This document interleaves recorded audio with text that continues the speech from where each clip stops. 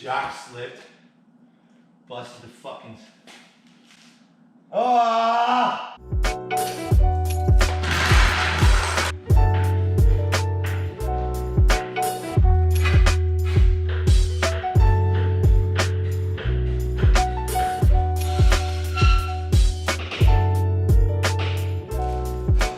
I feel defeated before I even started working on the car. The jack let go before I had the jack stand in place, and it dropped the car on the jack stand right on my side skirt. So I have the one side skirt on because I just got these rockers fixed, repainted, undercoated and everything, and I dropped the car on a jack stand right on the rocker panel. But luckily enough, all it did was pop the side skirt up. It busted the 2 tabs off the side skirt where it mounts here, but it didn't chip or wreck any of the paint or rocker guard under there. So that's plus, I guess, but I didn't want to take that side skirt off. And on my side skirt, it doesn't really look like I wrecked anything, I don't think. I mean, this side skirt's pretty beat. Anyways, what is going on, you guys? And welcome back to the channel. If you guys didn't catch my last video, I'll put a link up top here. I broke down literally every single part that is in this car and the cost of every part and the total cost of what it took me to build this beast. So in today's video, if you guys watch all of my videos, I've explained all the little things that have gone wrong since I finished building this car. And today we're gonna get to work at fixing those. First thing I wanna do, and you guys are probably wondering why I got a bunch of sheets laid out on the floor here. I wanna pull off my front bumper, take the grill off, and take my rear bumper off, because I gotta get some warranty work done on the paint. If you guys can see it there on my paint, the clear coat is like peeling on the front bumper. Another thing on my front bumper is I gotta trim out this side a little bit because it's actually hitting the intercooler, so I gotta just trim that out with a Dremel, and I gotta trim it back right here a bit because it's also touching the intercooler. Then I gotta take my rear bumper off because my car got attacked by a bear. So I'm gonna get these bumpers taken off, get them wrapped in a sheet so that they're not gonna get scratched or anything, and then we can move on to some other stuff I gotta do.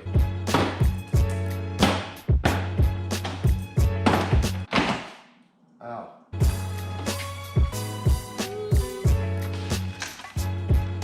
So many rocks in there.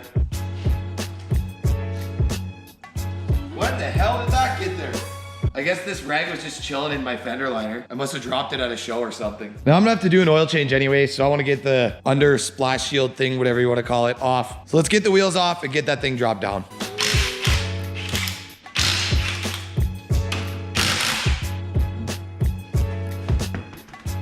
Whew. I launched this thing a couple too many times. Starting to get some feather on those tires there. Oh, is that oil? We got an oil leak, boys. What is it? What is it? Now I'm curious. There's so many rocks. I can't even get out of here. Well, out of everything it could have been, it's just the oil drain tube off the turbo. I doubt you can see it, but it's just right buried down there. It's not that bad. It's an easy fix. I probably just over tightened the hose clamp, so it'll probably squish the hose a little bit. Probably just gotta pop a new hose on there, which is nothing. So I guess next thing, let's get the rear bumper off.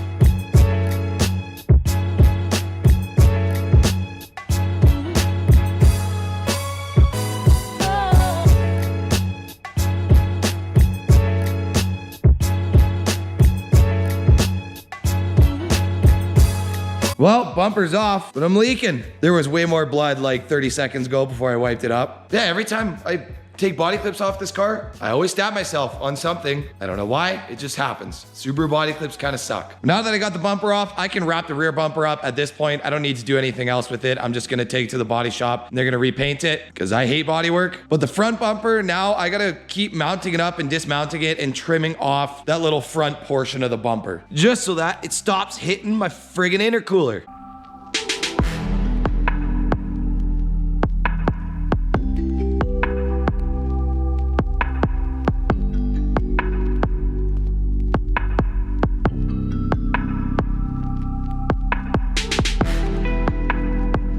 All right, so just to show you guys what I've done here now is this side always had that like kind of C-like cut right here, and the other side was nice and angled. And since intercooler was also hitting here, I trimmed the entire thing back like 1/4 of an inch. And then I made this side with like a C-like cut, just like the other side. So now looking from here, it looks super crusty and not cleaned up. There's obviously plastic melted flakings all over the place. So I'm gonna get this mounted up real quick, make sure that it's not hitting, and then I'll take it off and then I'll get it sanded down nice and smooth so it looks nice.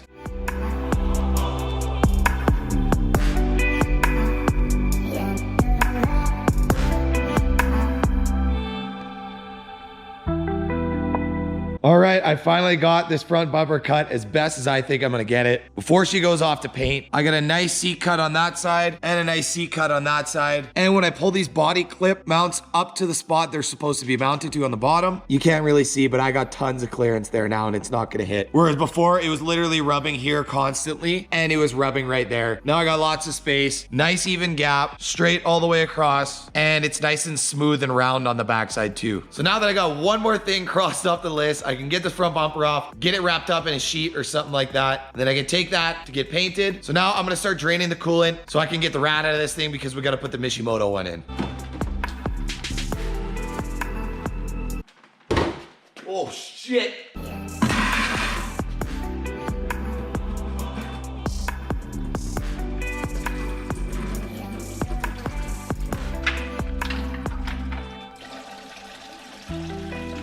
I am doing good today. There's been no messes.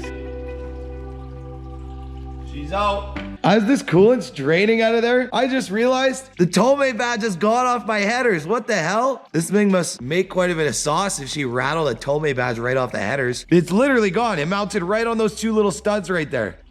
That's sad. Now that I got that rat out, honestly, I'm not gonna put the Mishimoto one in quite yet because I still have some other stuff to do in the engine bay. So I'm just gonna leave that to the side for now. And then next thing I wanna do, just to tie up some loose ends here, is I gotta pull this intercooler piping off and I'm gonna pull the intake manifold again. Because if you guys watched my dyno video, you would have seen me explaining that these TGV housings are cracked. They have a hairline crack on the front. So I actually had to silicone this off on the dyno, like put silicone on the outside of the TGV housing here to get it to seal. So I didn't have a boost leak. And they're cracked on both of them, only at the front of the TGV housing. So I gotta get those pulled off to send like a warranty claim or something through to Radium, because that's kind of BS to get brand new TGV deletes and then they're leaking like that. So yeah, this is gonna be a lot of work. I gotta pull the intake manifold, disconnect the fuel lines from the fuel rails, but I don't know. Let's just get this thing pulled apart and then I'll figure it out after.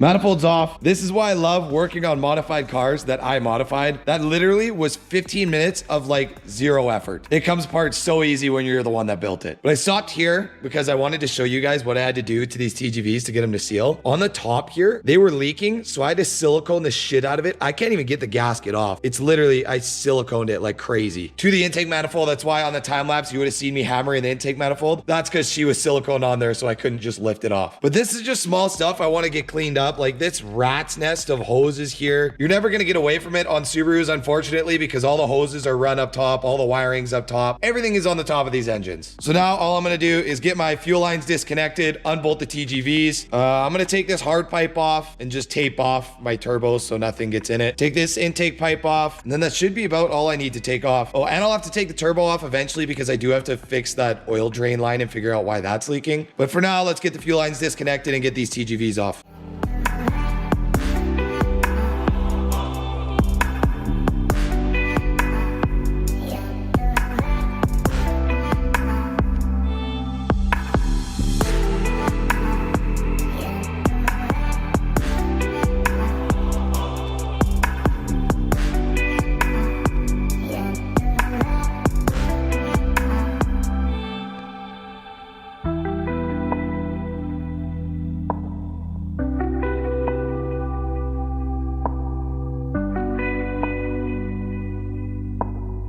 Sick. We got everything torn apart. You can see on these Radium TGV housings, the backside, that's what it's supposed to look like. Nice and sealed, CNC cut, amazing. On this side is my gorgeous silicone job because they're cracked on the front. And now that I took this apart, I'm gonna need to get new gaskets for these 8mm spacers. And honestly, I might take these 8mm spacers out. I don't know how I feel about them yet. So yeah, everything that I need to take apart is apart. I got the intake ports taped off, the turbo taped off, and I have everything sealed so nothing could get in the engine bay in the meantime time while I go get parts. So just to show you guys real quick what I think I'm gonna do with this fuel system to fix this misfire and keep the same fuel pressure regulator is the way that Radium built this regulator. There's 2 high pressure outputs off the regulator. So you have to feed into the regulator first, then to the rails. Whereas with Radium multiport or any other fuel pressure regulator, you would probably run right from the fuel tank to the rail, from one rail to the next, and then loop it back to the regulator and then return to the fuel tank. But on my setup, what I'm wanting to do is I want to feed one line directly to one rail and one line directly to another rail. And then I'm going to run 2 lines off each rail to the center, tee them together, and then that line is just going to run straight back to the gas tank. It's not going to go back through the regulator. I was going to run it through that bottom port down there, the low pressure one, but that says low pressure out only. So I'm assuming that means I probably shouldn't put it back in. So I'm not going to do that. Another thing I got to do is take apart that boost pressure sensor and reroute that line. I also got to dump the oil, change the filter, do a full oil change on it. So yeah, there's lots of stuff to do to this thing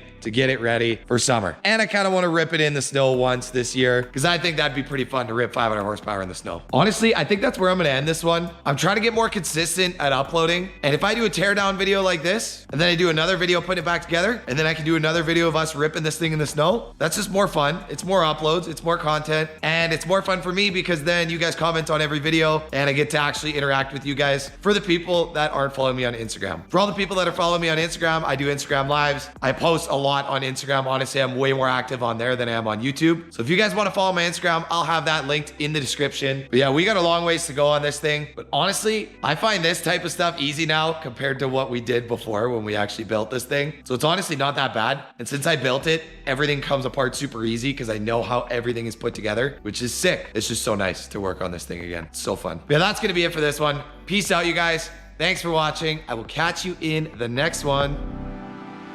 That was super weird. Why'd I say it like that? I'll see you guys in the next one.